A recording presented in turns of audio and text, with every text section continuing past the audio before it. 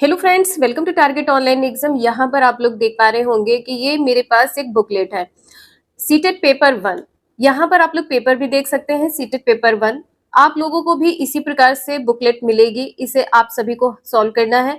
और यहाँ पर आपको इसी प्रकार से इंस्ट्रक्शन दिए होंगे, इंस्ट्रक्शन फॉर कैंडिडेट्स, परीक्षार्थियों के लिए निर्देश दिए हैं। OMR उत्तर पत्र परीक्षा के अंदर रखा है। इसी प्रकार से जो OMR सीट होगी इस बुकलेट के अंदर आप सभी को मिलेगी। आप सभी लोग बुकलेट ओपन करने से पहले सारे पेजेस को अच्छे से देख लीजिएगा, OMR सीट भी देख लीजिएगा। आपके बुकलेट में OMR सीट है, सभी पेजेस हैं। इसी प्रकार से यहाँ पर आपको केवल नीले व काले बॉल पॉइंट पेन का ही यूज यहाँ पर करना है। परीक्षा की अवधि 2.5 घंटे होने वाली है, जैसा कि आप लोग ऑनलाइन में देते हैं। और क्वेश्चन भी आपके सेम ही रहेंगे, 150, और इसमें कोई भी ऋणात्मक अंक नहीं होगा। इसमें आप लोग ध्यान दीजिएगा। सब्जेक्ट यहाँ पर आपको दिए गए हैं। भाग 1 में बाल विकास एवं शिक्षा शास्त्र है, भाग 2 में गणित है, भाग 3 में पर्यावरण है, भाग 4 में अंग्रेजी हिंदी लैंग्वेज आपकी रहेगी, भाग 5 में अंग्रेजी हिंदी सेम लैंग्वेज आपकी रहेगी। यहाँ पर आप लोग किस प्रकार से क्वेश्चन सॉल्व करेंगे, तो ये आप सभी लोग बुकलेट देख लीजिए। इस प्रकार से आपकी बुकलेट होगी। यहाँ पर आपको अपना नाम फिल करना है, अपना रोल नंबर फिल करना है, वर्ड में फिल करना है, यहाँ पर अपने साइन करना है बुकलेट में। बुकलेट ओपन करेंगे तो पार्ट फर्स्ट में आपको बाल विकास एवं शिक्षा शास्त्र के 30 क्वेश्चंस दिखेंगे। तो चलिए इन्हें सॉल्व करते हैं। आप लोग किस प्रकार से इस क्वेश्चन को सॉल्व करेंगे। क्वेश्चन फर्स्ट यहाँ पर है, एक खेल क्रिया के दौरान चोट लगने पर रोहन रोने लगा। यह देखकर उसके पिता ने कहा कि लड़कियों की तरह व्यवहार ना करो, लड़के रोते नहीं हैं। अब लड़के रोते नहीं तो यहाँ पर क्या हो जाएगा, रूढ़वादिता हो जाएगा। किसको दर्शाता है, रूढ़वादिता को दर्शाता है। पहला आंसर यहाँ पर सही हो जाएगा। चुनौती यहाँ पर कहा है, इसी प्रकार से जैसे मैंने यहाँ पर आंसर को क्रॉस किया है, इसी प्रकार से आप भी आंसर को क्रॉस करिएगा तो आपका आंसर गलत नहीं होगा। यहाँ पर कहा है कि लैंगिक भेदभाव को कम करता है, ये भी पॉइंट यहाँ पर गलत है। और समानता को बढ़ाता है, ये भी पॉइंट यहाँ पर गलत है। समानता को बढ़ाता तो यहाँ पर ये ना कहा जाता कि लड़के होकर रोते हो। नेक्स्ट है, प्रगतिशील कक्षा में। यहाँ पर आप लोग देख सकते हैं निगेटिव पॉइंट क्या है, अध्यापक को अटल पाठ्यक्रम का पालन करना चाहिए। अटल पाठ्यक्रम, ये पॉइंट यहाँ पर गलत होगा। प्रतिस्पर्धा पर बल देना, ये भी पॉइंट यहाँ पर गलत है। ज्ञान की संरचना के लिए प्रचुर मौके प्रदान करना चाहिए, इसका आंसर यहाँ पर थर्ड सही है। अब यहाँ पर कहा गया है कि विद्यार्थियों को उनके एकेडमिक अंकों के आधार पर नामांकित करना, ये भी पॉइंट यहाँ पर गलत है। मान लीजिए किसी बच्चे के कम अंक है तो आप उसे नामांकित नहीं करेंगे, तो यहाँ पर ये पॉइंट गलत हो जाएगा। नेक्स्ट है, एक गतिविधि के दौरान छात्रों को संघर्ष करते हुए एक अध्यापिका बच्चों को संकेत और इशारे जैसे क्या, क्यों, कैसे प्रदान करने का फैसला लेती है। ले वाइगोत्स्की के सिद्धांत के अनुसार अध्यापिका की यह योजना क्या है। अब यहाँ पर उसने क्या कहा है, शिक्षिका ने संकेत और इशारे देने की बात यहाँ पर की गई है, मतलब यहाँ पर बच्चों को सहारा देना है। यहाँ पर आंसर क्या हो जाएगा, अनुत्प्रेरित या निष्प्रेरित करना, ये निगेटिव पॉइंट है। अधिगम के लिए पाण आधारभूत संरचना का काम करेगी। जो अधिगम के लिए पाण है, पाण क्या होती है, सहारा देना, ये पॉइंट यहाँ पर सही हो जाएगा। थर्ड का दूसरा आंसर यहाँ पर सही है। छात्रों में प्रत्याहार या निकास प्रवृत्तियां पैदा करेगी, ये पॉइंट यहाँ पर गलत है। अर्थहीन होंगी, ये भी पॉइंट यहाँ पर गलत है। नेक्स्ट है, बच्चों के सामाजिकरण के संदर्भ में से कौन सा कथन सही है। विद्यालय सामाजिकरण का द्वितीय कारक है। जो विद्यालय होता है सामाजिकरण का द्वितीय कारक होता है, और प्राथमिक कारक क्या होता है, परिवार होता है। पहला आंसर यहाँ पर सही हो जाएगा। यहाँ पर कहा है कि विद्यालय सामाजिकरण का प्राथमिक कारक होता है, ये पॉइंट यहाँ पर गलत है। समकक्षी सामाजिकरण के प्राथमिक कारक है। समकक्षी सामाजिकरण, जो कक्षा है इसको प्राथमिक कारक का है, ये भी पॉइंट यहाँ पर गलत है। परिवार एवं जनसंचार दोनों सामाजिकरण के द्वितीय कारक है, ये भी पॉइंट यहाँ पर गलत है। जो परिवार होता है प्राथमिक सामाजिकरण होता है। नेक्स्ट है, बहुबुद्धि का सिद्धांत जोर देता है, किस पर जोर देता है। देखिए यहाँ पर क्या कहा है, केवल वस्तुनिष्ठ परीक्षणों द्वारा ही मापी जाती है। जो बुद्धि लब्धि आपकी IQ है केवल ऑब्जेक्टिव के थ्रू ही मापी जाती है, ये पॉइंट यहाँ पर गलत है। एक आयाम में बुद्धिमत्ता अन्य सभी आयामों में बुद्धिमत्ता निर्धारित करती है। ये भी पॉइंट यहाँ पर गलत है। बुद्धिमत्ता की विभिन्न दशाएं होती हैं, जो आईक्यू होती है इसकी विभिन्न दशाएं होती है। थर्ड आंसर यहाँ पर सही हो जाएगा। बुद्धिमत्ता में कोई व्यक्तिगत विभिन्नताएं नहीं होती हैं। बुद्धिमत्ता में जो आपकी आईक्यू है तो सभी बच्चे की अलग अलग होती है। ये भी पॉइंट यहाँ पर गलत हो जाएगा। नेक्स्ट है, लॉरेंस कोहल वर्ग के सिद्धांत के अनुसार किसी कार्य को इसलिए करना क्योंकि दूसरे इसे स्वीकृति देते हैं नैतिक विकास के डैश चरण को दर्शाता है। तो अब यहाँ पर आप लोग क्या करेंगे, देखिए किसी कार्य को आप इसलिए करते हैं क्योंकि आपको बताया गया है कि हाँ ये करने से ऐसे आप अच्छा रिजल्ट ला सकते हैं। तो ये क्या हो जाएगा, प्रथागत। आपका आंसर यहाँ पर दूसरा सही हो जाएगा, प्रथागत। नेक्स्ट है, ले वाइगोत्स्की का सामाजिक सांस्कृतिक परिप्रेक्ष्य अधिगम प्रक्रिया में डैश के महत्व पर जोर देता है। बात किसकी की गई है, ले वाइगोत्स्की की बात की गई है। ले वाइगोत्स्की किससे संबंधित है, सांस्कृतिक संरचना से संबंधित है या सांस्कृतिक उपकरणों से संबंधित है। पहला आंसर यहाँ पर सही है। नेक्स्ट है, जीन पियाजे अपने संज्ञानात्मक विकास या बौद्धिक विकास के सिद्धांत में संज्ञानात्मक संरचनाओं को डैश के रूप में वर्णित करते हैं। तो बौद्धिक ये बुद्धि से संबंधित हो जाएगा, ध्यान रखिएगा आप लोग। बौद्धिक यहाँ पर हो जाएगा, संज्ञान किससे संबंधित है, बौद्धिक से संबंधित है। स्कीमा और मनोबद्ध हो जाएगा, ठीक है। फोर्थ आंसर यहाँ पर आपका सही है। नेक्स्ट है, जीन पियाजे के संज्ञानात्मक विकास के सिद्धांत में पूर्व संक्रियात्मक अवस्था में विकास मुख्य गुण क्या होता है।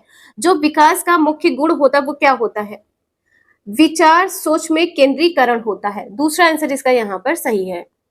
नेक्स्ट है, विकास के संदर्भ में निम्न में से कौन सा कथन सही है। विकास की दर सभी संस्कृतियों में सभी के लिए समान है। विकास की दर सभी के लिए समान है, ये पॉइंट यहाँ पर गलत होगा। विकास केवल विद्यालय में होने वाले अधिगम से ही होता है, ये भी पॉइंट यहाँ पर गलत है। विकास केवल बाल्यावस्था के दौरान होता है, ये भी पॉइंट गलत है। जबकि विकास क्या होता है, बहुआयामी होता है। विकास के अंतर्गत आप सभी को पता होगा कि वृद्धि भी आती है, विकास के अंतर्गत वृद्धि भी सम्मिलित है। नेक्स्ट है, जन्म से किशोरावस्था तक बच्चों में विकास क्रम होता है। जन्म से लगाकर किशोरावस्था में एक सीक्वेंस की बात की गई है, क्या होगा, संवेदिक, मूर्त और अमूर्त। पहला आंसर यहाँ पर सही है। कुछ क्वेश्चन आप लोग ऑफलाइन के भी अच्छे से देख लीजिएगा, आपके एग्जाम में क्वेश्चन रिपीट हो जाएंगे। नेक्स्ट है, प्रगतिशील कक्षा में व्यक्तिगत विभिन्नताओं को किस प्रकार से देखा जाता है। जो व्यक्तिगत विभिन्नताएं होती हैं, प्रत्येक बच्चे में अलग अलग जो विभिन्नताएं होती हैं, बाधा के रूप में, बिल्कुल गलत है। असफलता के रूप में, ये भी पॉइंट यहाँ पर गलत है। समूह बनाने का मापदंड, ये भी पॉइंट यहाँ पर गलत है। फोर्थ आंसर यहाँ पर सही है। अध्यापन अधिगम प्रक्रिया की परियोजना के लिए महत्वपूर्ण होती है। प्रत्येक बच्चे में जो व्यक्तिगत विभिन्नताएं होती हैं, इससे एक दूसरे से बच्चे सीखते हैं, तो प्रक्रिया योजना के लिए महत्वपूर्ण होगी। एक समावेशी कक्षा में डैश पर जोर होना चाहिए, किस पर जोर होना चाहिए, प्रदर्शन अभिमुखी लक्ष्यों पर, यह पॉइंट यहाँ पर गलत है। अविभेदी, जिसे विभेद न किया जा सके, या समरूपी निर्देश, ये भी पॉइंट यहाँ पर गलत है। यहाँ पर कहा गया है कि अलगाव, सामाजिक पहचान के आधार पर, यह पॉइंट यहाँ पर गलत है। हर बच्चे के सामर्थ्य को अधिकतम करने के लिए अवसर प्रदान करना चाहिए। फोर्थ आंसर यहाँ पर सही है। नेक्स्ट है, दिव्यांगजन अधिकार अधिनियम 2006 के अनुसार निम्न में से किस शब्दावली का प्रयोग उपयुक्त है। दिव्यांगजन अधिकार अधिनियम के अनुसार, तो यहाँ पर आपका आंसर क्या हो जाएगा, जो शारीरिक रूप से दिव्यांगता होगी बच्चों में। थर्ड आंसर सही है, छात्र जिसे शारीरिक दिव्यांगता है। नेक्स्ट है, अधिगम कठिनाइयों में जूझते छात्रों की जरूरतों को संबोधित करने के लिए एक अध्यापक को क्या नहीं करना है। यहाँ पर बताना है क्या नहीं करना है। दृश्य श्रव्य सामग्रियों का इस्तेमाल, देखिए करना चाहिए, नहीं करना है ये बताना है। यहाँ पर संरचनात्मक शिक्षा शास्त्रीय उपागमों का इस्तेमाल या व्यक्तिगत शैक्षिक योजना बनाना, ये भी पॉइंट यहाँ पर सही है। अब यहाँ पर कहा गया है कि शिक्षा शास्त्र और आकलन की जटिल संरचनाओं का प्रयोग, जो जटिल है, ये पॉइंट यहाँ पर गलत हो जाएगा। 15 का फोर्थ आंसर यहाँ पर सही है। नेक्स्ट है, सृजनात्मकता की पहचान का मुख्य लक्षण क्या है, तो यहाँ पर क्या हो जाएगा, सृजनात्मकता का अपसारी चिंतन। दूसरा आंसर यहाँ पर सही है। नेक्स्ट है, विविध पृष्ठभूमियों के अधिगमकर्ताओं को संबोधित करने हेतु एक अध्यापक को क्या करना चाहिए। यहाँ पर कहा गया है कि विविधता संबंधी मुद्दों पर बातचीत टालनी चाहिए। ये पॉइंट यहाँ पर गलत है कि बातचीत टालनी चाहिए। विविध विन्यासों से उदाहरण लेने चाहिए, इसका दूसरा आंसर यहाँ पर सही है। सभी के लिए मानकीकृत आकलन, ये पॉइंट यहाँ पर गलत हो जाएगा। ऐसे कथनों का इस्तेमाल करना चाहिए जो नकारात्मक रूढ़िबद्ध धारणाओं को मजबूत करे। ये भी पॉइंट यहाँ पर गलत है। नेक्स्ट है, समस्या समाधान क्षमताओं को किस प्रकार सुदृढ़ किया जा सकता है। लगातार अभ्यास, बच्चे को कंटिन्यू अभ्यास करवाना, ये पॉइंट यहाँ पर गलत है। देखिए यहाँ पर क्या कहा गया है कि focusing on drill and practice, बच्चे के प्रैक्टिस पर फोकस करने की बात की गई है, ये पॉइंट यहाँ पर गलत हो जाएगा। यहाँ पर कहा गया है कि समस्याओं के हल हेतु अटल प्रक्रिया के इस्तेमाल को बढ़ावा देना, समरूपों के इस्तेमाल को बढ़ावा देकर या विद्यार्थियों में डर की भावना पैदा करना, बच्चे में डर की भावना पैदा करना, ये पॉइंट यहाँ पर गलत है। इसका थर्ड आंसर यहाँ पर सही है, समरूपों के इस्तेमाल को बढ़ावा देकर। सेकंड पॉइंट भी यहाँ पर गलत है क्योंकि यहाँ पर कहा गया है कि फिक्स्ड प्रोसेस। नेक्स्ट है, अधिगम की अभिप्रेरणा को किस प्रकार कायम रखा जा सकता है। दंड देकर, बिल्कुल भी नहीं, बच्चे को दंड नहीं देना है। प्रवीणता अभिमुखी लक्ष्यों पर जोर देकर, यहाँ पर जोर देने की बात की गई है, या बच्चों को मजबूत आसान क्रियाकलाप देकर, यंत्रवत याद करने पर जोर देकर। बच्चे को कभी भी दंडित नहीं करना है, इसे भी आप लोग ध्यान रखिएगा। इसका आंसर दूसरा सही हो जाएगा, प्रवीणता अभिमुखी लक्ष्यों पर जोर देकर। नेक्स्ट है शर्मिंदगी, शर्मिंदगी का संज्ञान से कोई संबंध नहीं है या का संज्ञान पर नकारात्मक प्रभाव पड़ सकता है। इसका आंसर यहाँ पर दूसरा सही है, जो शर्मिंदगी होगी सेम, इसका आपके संज्ञान पर नकारात्मक प्रभाव पड़ सकता है। दूसरा आंसर यहाँ पर सही है। यहाँ पर कहा गया है कि बच्चों को अधिगम हेतु अभिप्रेरित करने के लिए बहुत प्रभावशाली है, शर्मिंदगी बहुत प्रभावशाली है, ये पॉइंट यहाँ पर गलत है। के भाव को अध्यापन अधिगम प्रक्रिया में बारंबार पैदा करना चाहिए, शर्मिंदगी पैदा करने की यहाँ पर बात की गई है, ये भी पॉइंट यहाँ पर गलत है। नेक्स्ट है, निम्न में से अध्यापन अधिगम का सबसे प्रभावशाली माध्यम कौन सा है। यंत्रवत याद कराना, बिल्कुल भी नहीं, ये भी पॉइंट यहाँ पर गलत है। बिना विश्लेषण के अवलोकन, बिना विश्लेषण के अवलोकन, ये भी पॉइंट यहाँ पर गलत है। अनुकरण या नकल और दोहराना, ये भी पॉइंट यहाँ पर गलत है। दूसरा आंसर यहाँ पर सही है, संकल्पनाओं के बीच संबंध को खोजना। नेक्स्ट है, एक अध्यापिका को दिए गए किसी कार्यकलाप में छात्रों की विभिन्न त्रुटियों का विश्लेषण करना चाहिए, क्यों। इसके आधार पर वह दंड की मात्रा निर्धारित कर सके, बच्चे को दंड देने की मात्रा को निर्धारित करे, ये पॉइंट यहाँ पर गलत है। त्रुटियों की समझ अध्यापन अधिगम प्रक्रिया के लिए अर्थपूर्ण है, बिल्कुल सही। यदि बच्चे त्रुटि करते हैं तो यह अध्यापन अधिगम प्रक्रिया के लिए अर्थपूर्ण होता है, इससे बच्चे आगे की ओर अग्रसर होते हैं, बच्चे सीखते हैं। इसके आधार पर वह ज्यादा त्रुटियां करने वाले छात्रों को दूसरे छात्रों से अलग कर सकते हैं, कभी भी बच्चे को अलग नहीं करना है, इसे भी आप लोग ध्यान रखिएगा। अधिगम केवल त्रुटियों के शोधन पर निर्भर है, त्रुटियों के शोधन पर निर्भर है, ये भी पॉइंट यहाँ पर गलत है। नेक्स्ट है, बच्चों को सीखने में कठिनाई होती है जब, कठिनाई कब होती है, जब एक ही सूचना को अलग अलग टुकड़ों में प्रस्तुत किया जाए तो बच्चे को कठिनाई होती है।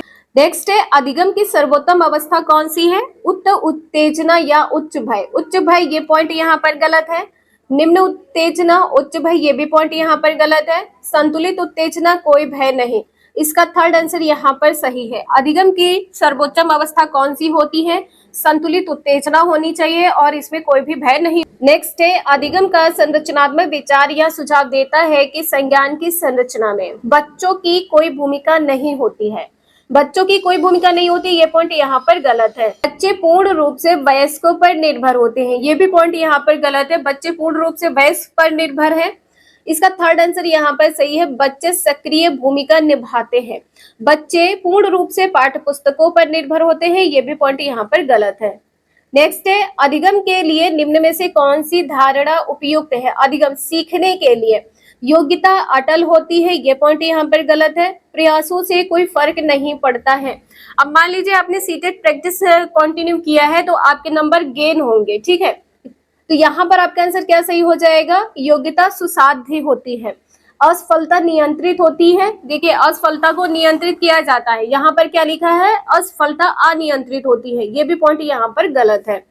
नेक्स्ट है, निम्न में से कौन सी परिपाटी विद्यार्थियों में संकल्पनात्मक समझ में बढ़ोतरी करने में सहायक है। प्रतिस्पर्धा आधारित प्रतिस्पर्धाएं, ये पॉइंट यहाँ पर गलत है। पाठ्य पुस्तक केंद्रित शिक्षा शास्त्र, ये भी पॉइंट यहाँ पर गलत है। बार बार परीक्षाएं करवाना, ये भी पॉइंट यहाँ पर गलत है। आपका आंसर फोर्थ सही है, अन्वेषण और संवाद।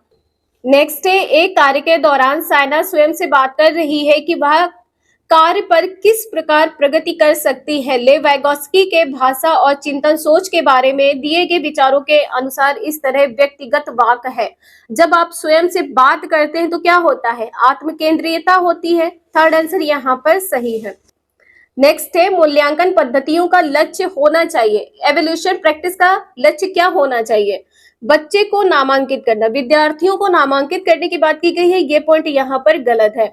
योग्यता आधारित समूह, योग्यता के आधार पर बच्चे को विभाजित करना, ये भी पॉइंट यहाँ पर गलत है। विद्यार्थियों की जरूरतों एवं आवश्यकताओं की पहचान करना, मूल्यांकन क्यों किया जाता है, जिससे बच्चे की जरूरत और उसकी आवश्यकताओं की पहचान की जा सके।